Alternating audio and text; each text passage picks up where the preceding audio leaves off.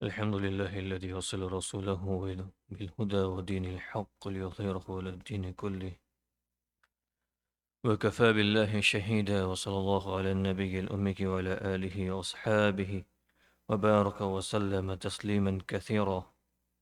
أما بعد فأعوذ بالله من الشيطان الرجيم بسم الله الرحمن الرحيم قل إن كانت لكم الدار الآخرة عند الله خالصة من دون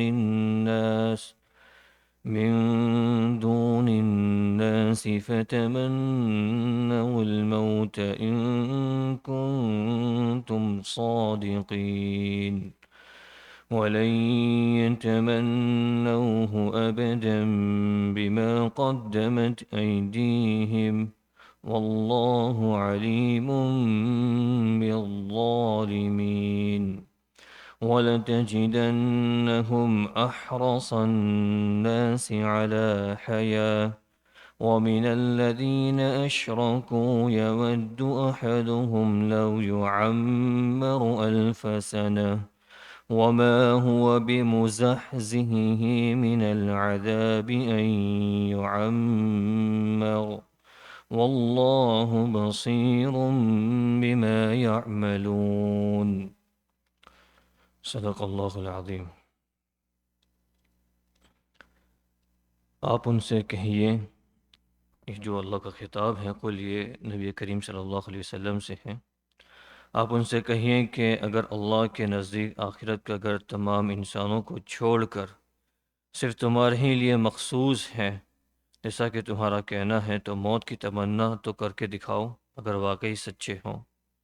اور ہم بتائی دیتے ہیں کہ انہوں نے اپنے جو کرتوت آگے بھیج رکھے ہیں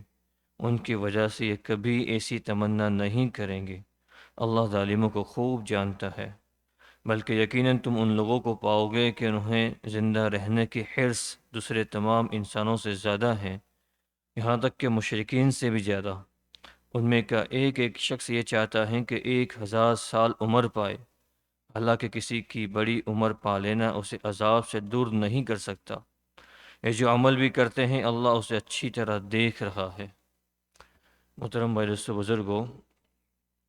چونکہ ہم پہلے اس بات کا ذکر کر چکے ہیں کہ سورہ بقرہ کے جو بنیادی مسائل ہیں، سورہ بقرہ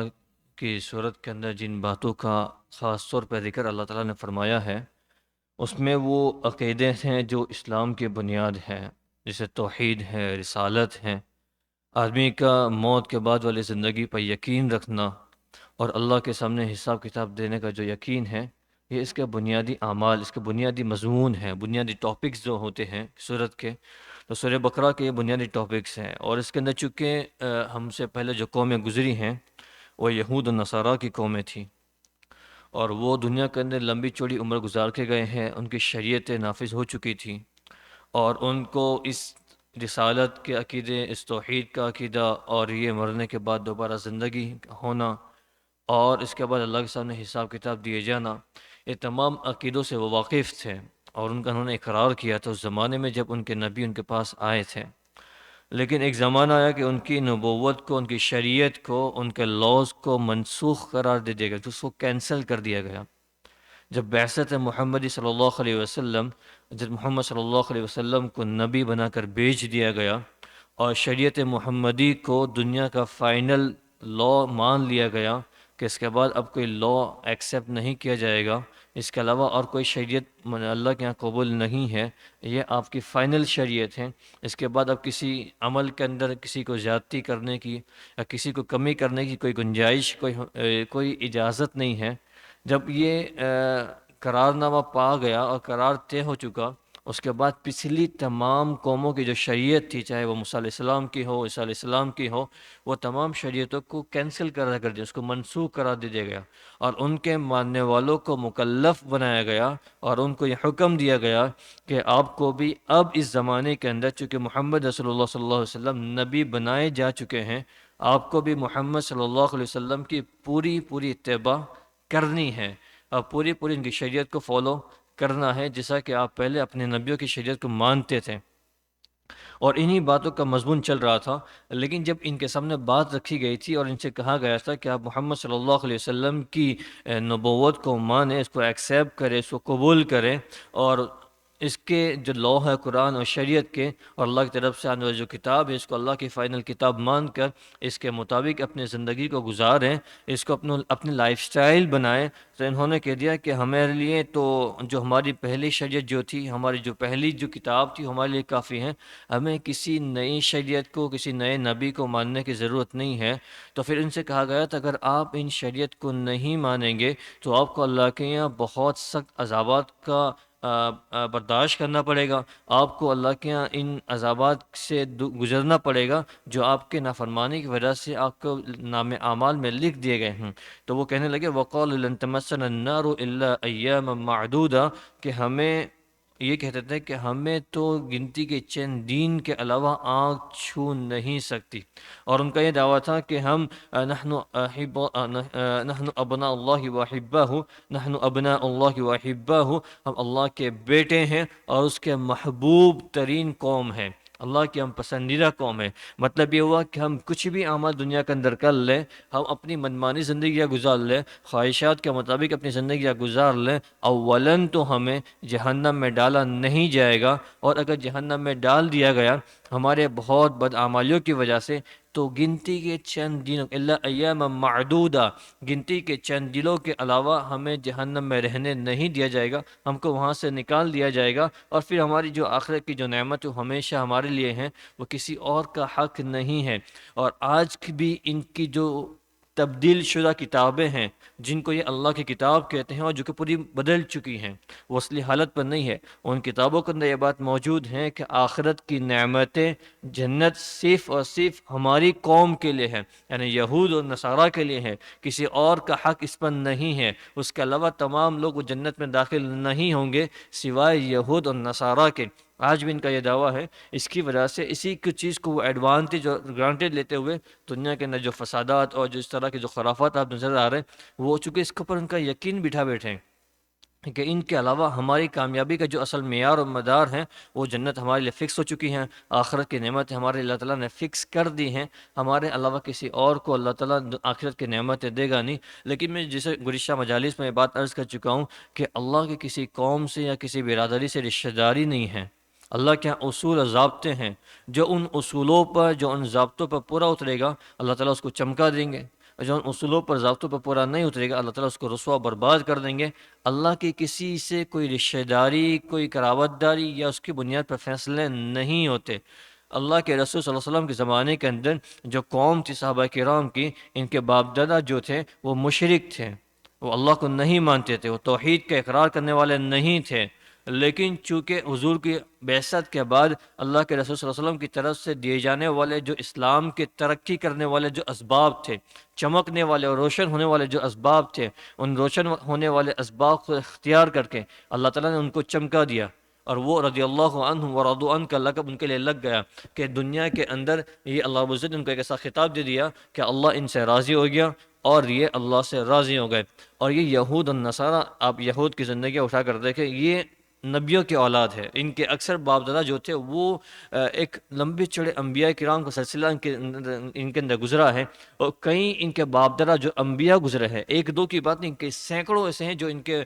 باپ دادا وہ نبی تھے، نبیوں کی اولاد ہے، لیکن نبیوں کی اولاد ہونے کے باوجود زندگی کے اندر نبوت والے اعمال نہیں تھے، روشن ہونے والے اعمال نہیں تھے، چمکنے والے اعمال نہیں تھے، تو اللہ تعالیٰ نے انہی قوم کو سورہ فاتحہ کے آخر میں غیر المغضوب علیہم ولا الضالین، اللہ تعالیٰ نے انہی قوموں کا ذکر کرتے ہوئے کہا کہ جو گمراہ ہو چکے ہیں، جن پر اللہ کی فٹکار ہیں، ان لوگوں سے پناہ مانگیے، ان لوگوں کے راستے پر ہرگز نہ چلیے۔ جیسے ہم نماز کریں اللہ سے دعا کرتے ہیں اہدنا الصراط المستقیم، اللہ تعالیٰ ہمیں سیدھے راستے کی ہدایت فرما، تو اس کے آخر میں یہی دعا تلقین فرمائی گئی ہے غیر المغضوب علیہم ولا الضالین، ان گمراہ فرقوں سے ہماری حفاظت فرما، ان کے راستوں پہ چلنے سے ہماری حفاظت فرما۔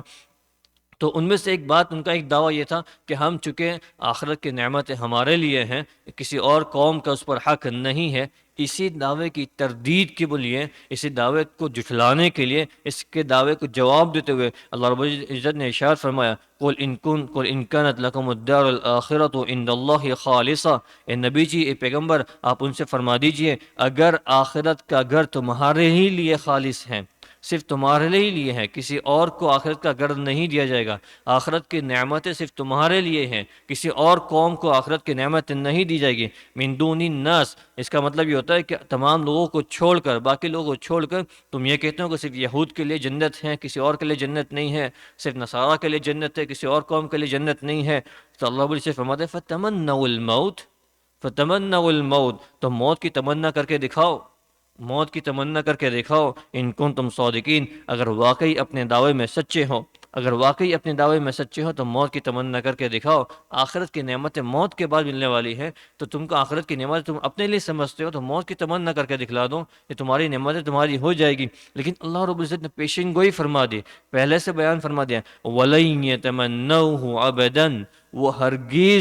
ہرگز کبھی بھی موت کی تمنا نہیں کریں گے۔ کیوں نہیں کریں گے؟ بما قدمت ایدیہم، ان اعمال کی وجہ سے، ان کرتوت کی وجہ سے جو انہوں نے اللہ کے پاس بھیجے ہیں، ان کے ان برے اعمال کی وجہ سے، ان کے ان برے کرتوتوں کی وجہ سے۔ اللہ علیم بالظالمین، اور اللہ ظالموں کو خوب جاننے والا ہے، اللہ ظالموں کو خوب جاننے والا ہے۔ اس آیت کی تفسیر میں علامہ ابن کثیر رحمۃ اللہ علیہ نے اس بات کو نقل فرمایا، جب حضرت عبداللہ ابن عباس رضی اللہ تعالیٰ عنہ سے اس آیت کی تفسیر پوچھی گئی تو ارشاد فرمایا کہ اللہ کے رسول صلی اللہ علیہ وسلم کے پاس جب یہ آیت کریمہ نازل ہوئی، اللہ کے رسول صلی اللہ علیہ وسلم نے مدینہ کے اندر جو یہود موجود تھے ان کو بلایا، ان کے سامنے چیلنج رکھا کہ اللہ رب العزت تم سے چیلنج کرتا ہے، اگر تم اپنی بات میں سچے ہو اور میری نبوت کو، مجھے نبی نہیں مانتے، میری نبوت کا انکار کرتے ہو، اس قرآن کے اللہ کی کتاب ہونے کو جھٹلاتے ہو، تو اور تم یہ کہتے ہو کہ اس کے باوجود آخرت کی نعمتیں ہمارے لیے ہیں، آخرت کی نعمتیں ہمارے لیے ہیں، تو میرا اللہ یہ ارشاد فرما رہا ہے کہ تم موت کی تمنا کر کے دکھلاؤ، موت کی تمنا کر کے دکھلاؤ، کیونکہ آخرت کی نعمتیں موت کے بعد آنے والی، اس پر تمہارا بھی یقین ہے۔ یہود وہ قوم ہے جس کا اس بات پر یقین ہے کہ مرنے کے بعد دوبارہ زندہ ہونا ہے اور اللہ کے سامنے ہمارے نام اعمال کا حساب کتاب دینا ہے، قیامت کے دن پر ان کا بھی یقین ہے۔ تو تم چونکہ اس باتوں کا ایمان رکھتے ہو تو تم موت کی تمنا کر کے دکھلاؤ۔ عبداللہ بن عباس رضی اللہ عنہ فرماتے ہیں انہوں نے انکار کر دیا، وہ اس چیلنج کو ایکسیپٹ نہیں کیا، اور ارشاد فرمایا لو تمنى اليهود الموت لماتوا، اگر یہود موت کی تمنا کرتے اس دن، اللہ کی قسم آج زمین پر ایک یہودی باقی نہیں رہتا، تمام یہود کو اللہ تعالیٰ اس دن مار دیتا، لیکن کسی نے اس چیلنج کو قبول نہیں کیا، کسی نے اس چیلنج کو ایکسیپٹ نہیں کیا۔ آج تک یہ چیلنج موجود ہے قرآن شریف کے اندر، لیکن چونکہ اس پر ایک یہ بات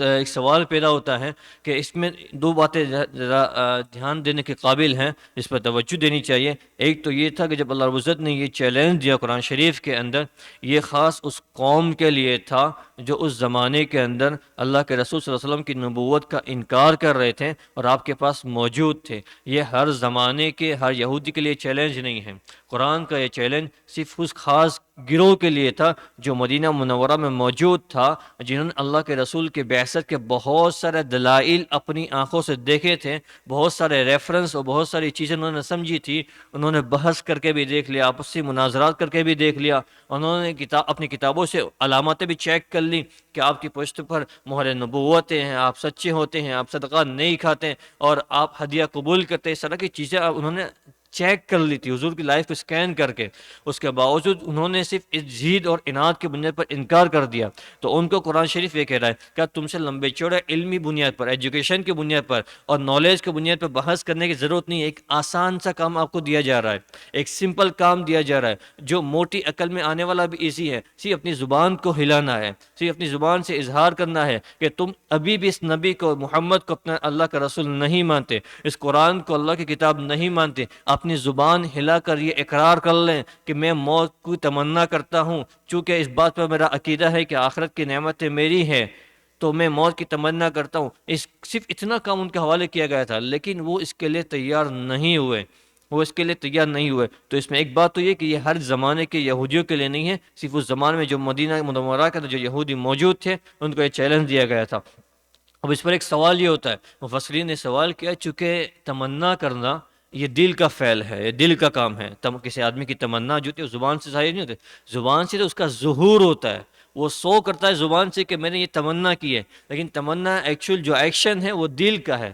تو کیا پتہ کسی یہودی نے تمنا کر لی اس زمانے کے اندر، لیکن اس نے اظہار نہ کیا ہو، اس نے زبان سے اس کو ظاہر نہ کیا ہو۔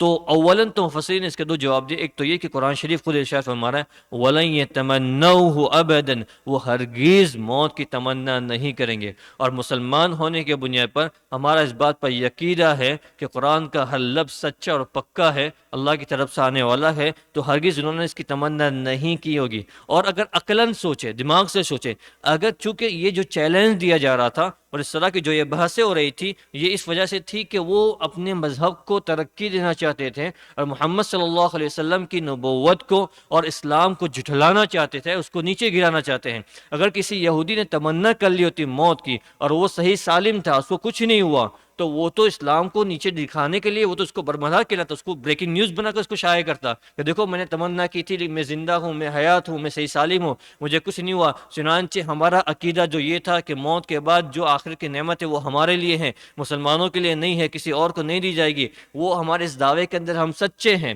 محمد صلی اللہ علیہ وسلم نعوذ باللہ جھوٹے ہیں، کیوں کہ انہوں نے چیلنج دیا تھا ہم نے اس چیلنج کو ایکسیپٹ کر لیا، اور میں نے تمنا کی تھی، اپنے زبان سے اس کو ظاہر کرتا۔ کسی سمجھدار آدمی کا یہ فعل نہیں ہو سکتا کہ وہ اس طرح بڑا چیلنج کے اوپر عمل کرے پھر اس کو مخفی رکھے، اس کو چھپائے رکھے۔ کیوں کہ ان کی حضور سے جو عداوت، جو دشمنی اور آپ کے بعثت کو ہر روز وہ گھٹانا، اس کو ختم کرنا، اور اسلام جو ترقی کر رہا تھا، جو اسلام عروج پہ جا رہا تھا، اس کو نیچے لانا چاہتے تھے، اس کو ختم کرنا چاہتے تھے۔ تو ان کے لیے ایک بہت بڑا موقع تھا، ان کے لیے ایک بہت بڑا ایک چانس تھا اس کے ذریعے سے کہ وہ اسلام کو آسانی سے پسپا کر سکتے تھے، اس کو وہ ختم کر سکتے تھے۔ تو اس لیے یہ تو بات ممکن نہیں ہے کہ کسی آدمی نے اپنے دل میں تمنا کی ہو لیکن اس نے زبان سے ظہور نہ کیا ہو، کیونکہ یہ تو بڑا موقع تھا جس کے ذریعے سے وہ اسلام کو وہ نیچے دکھا سکتے تھے، لیکن یہ ہرگز نہیں ہو سکتا۔ اس کے بعد ایک سوال کیا گیا کہ چونکہ اللہ تعالیٰ ارشاد فرما رہا ہے وَلَن يَتَمَنَّهُ أَبَدًا، وہ ہرگز موت کی تمنا نہیں کریں گے، چونکہ اللہ یہ کہہ رہے اس لیے انہوں نے موت کی تمنا نہیں کی۔ تو اس میں ایک وہ بڑی دقیق تھوڑی سی بحث ہے، وہ یہ ہے کہ اللہ یہ جو ارشاد فرما رہا ہے وَلَن يَتَمَنَّهُ أَبَدًا، یہ اللہ رب العزت ان کے حال کو انفارم کر رہا ہے، ان کے حال کے ہمیں بات بتا رہے ہیں۔ اگر ان کو اختیار دیا جائے گا پھر بھی یہ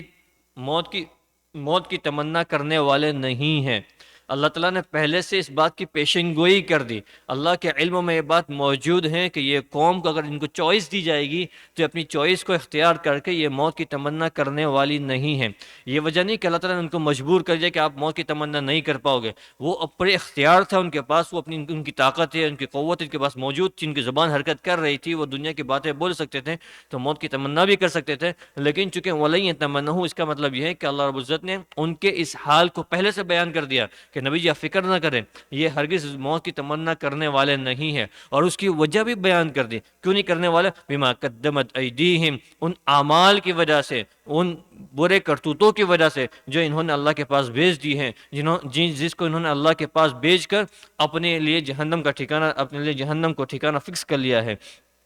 تو یہ ایک بہت بڑا چیلنج تھا، اس قسم کا چیلنج دے دینا اور یہ دعویٰ کر دینا کوئی آسان بات نہیں تھی، سوائے اللہ کے یہ کوئی اور چیز کسی اور کے بس کی بات نہیں تھی کہ اگر تم موت کی تمنا کر لو تو تمہارا مذہب صحیح، اور موت کی تمنا نہ کر پاؤ تو ہمارا مذہب صحیح۔ ایک بہت بڑا چیلنج تھا، سوائے اللہ کے کسی اور کی طاقت نہیں تھی کہ اس طرح کا چیلنج دے دیا جاوے کہ زبان کے ہلنے پر حق اور باطل کا فیصلہ ہو جاوے، زبان کی تمنا کرنے پر حق اور باطل کے درمیان رستہ صاف ہو جاوے۔ لیکن چونکہ انہوں نے تمنا نہیں کی، اس سے یہ بات ثابت ہو گئی کہ حق اور صرف اسلام ہے، اسلام کے علاوہ کوئی اور مذہب حق نہیں ہے، اور ان کا جھوٹ ہونا، ان کا باطل ہونا اور ان کا غلط چیز پر ہونا، یہ بات ثابت ہو گئی۔ اس کے بعد اللہ رب العزت نے اور ان کی باتوں کو، ان کی حقیقت کو واضح کر کے دیا، وَلَتَجِدَنَّهُمْ أَحْرَصَ النَّاسِ عَلَىٰ حَيَاءٍ، بلکہ آپ ان کو دیکھو گے عَلَىٰ حَيَاءٍ، بلکہ یقیناً تم ان لوگوں کو پاؤ گے کہ انہیں زندہ رہنے کی حرص، جو زندہ رہنے کی لالچ اور زندہ رہنے کی طمع دوسرے تمام انسانوں سے زیادہ ہے۔ یہ اس قسم کے گروہ ہیں،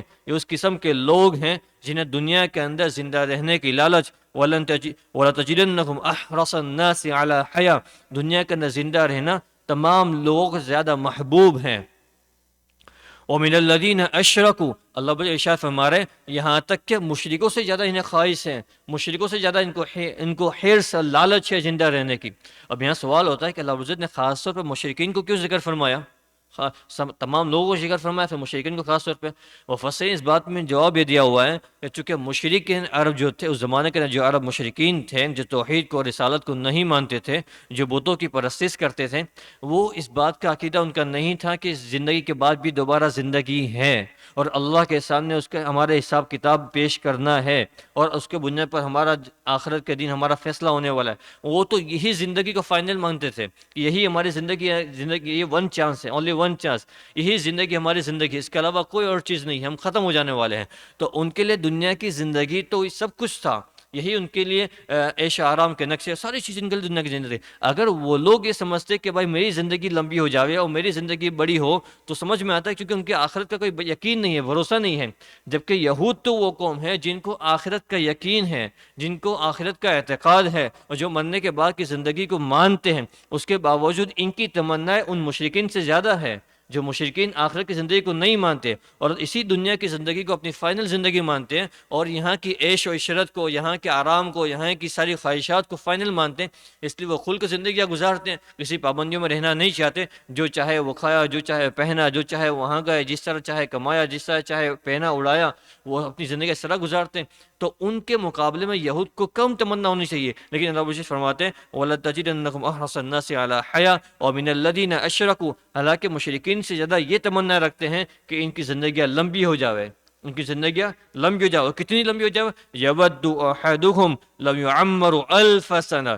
اللہ بڑے ارشاد فرماتے ہیں ان میں سے ہر ایک شخص یہ چاہتا ہے کہ وہ 1000 سال کی عمر پائے، ان میں سے ہر ایک شخص یہ چاہتا ہے کہ وہ 1000 سال کی عمر پائے۔ نہیں یہودیوں کی آج کے زمانے کے اندر بھی آپ اگر زندگی اٹھا کر کے ان کو سب سے زیادہ جو ناپسند چیز ہے جس سے یہ اپنے آپ کو بچانے کے لیے جو پروپیگنڈے کرتے ہیں وہ ان کی موت ہے۔ ان کو موت سے زیادہ سخت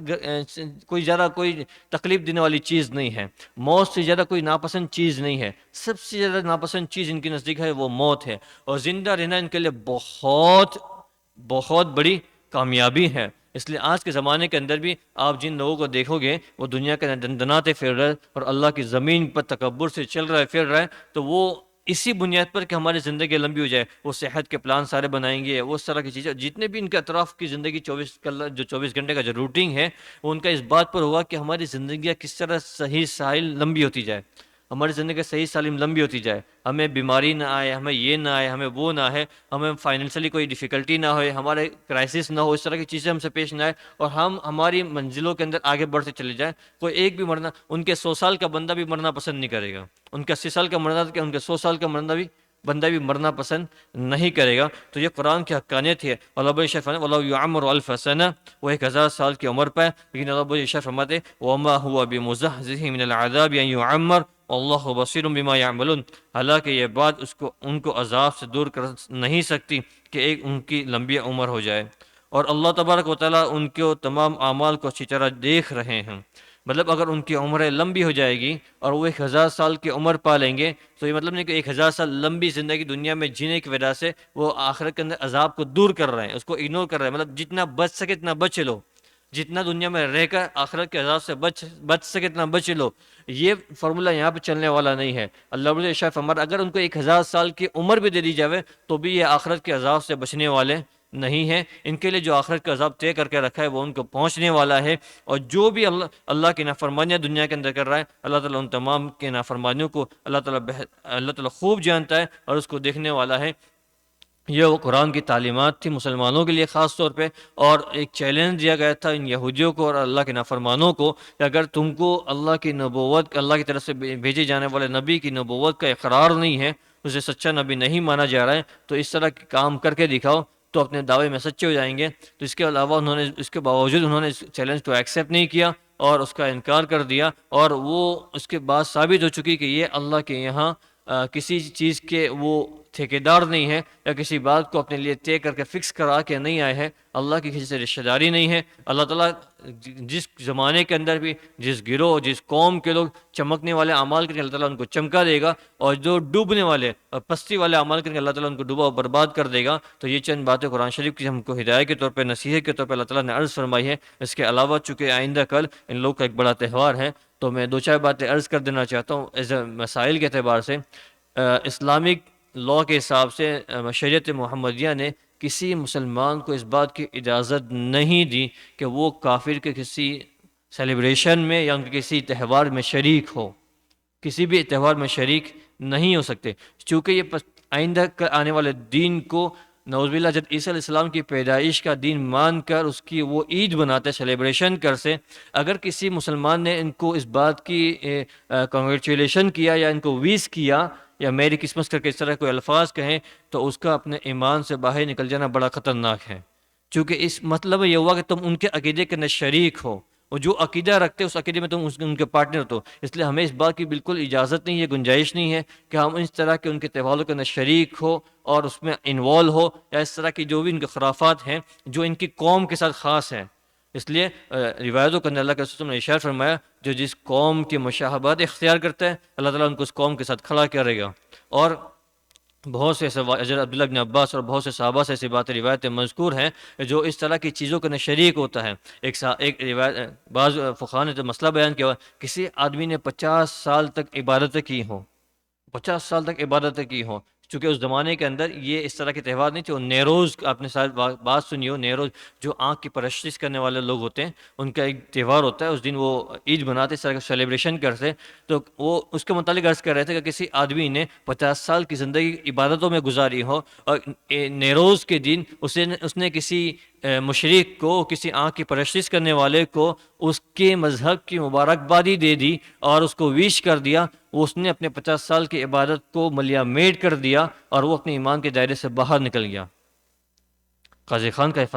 فتویٰ ہے، اسلامی فقہی کتابوں کا مسئلہ موجود ہے، آپ دیکھ سکتے ہیں۔ تو یہ ہمارے لیے اس کی اجازت نہیں ہے کہ اس طرح کے کسی بھی تہوار کے اندر شریک ہو۔ ہمیں بد اخلاقی نہیں کرنی ہے، اخلاق سے پیش آئیں گے، لیکن ہمیں ان کے اس وشش کا شریک ہو کر یا ان کے کسی خرافات میں شریک ہو کر ہمارے ایمان اور اعتقاد کو برباد نہیں کرنا ہے۔ ہمارا عقیدہ یہ ہے کہ جب عیسیٰ علیہ السلام زندہ ہے، وہ حیات ہے، اور انشاءاللہ اللہ تعالیٰ وقت مقررہ پر ان کو دنیا کے اندر واپس بھیجے گا، اور وہ اللہ کے محمد صلی اللہ علیہ وسلم کی شریعت کے مطابق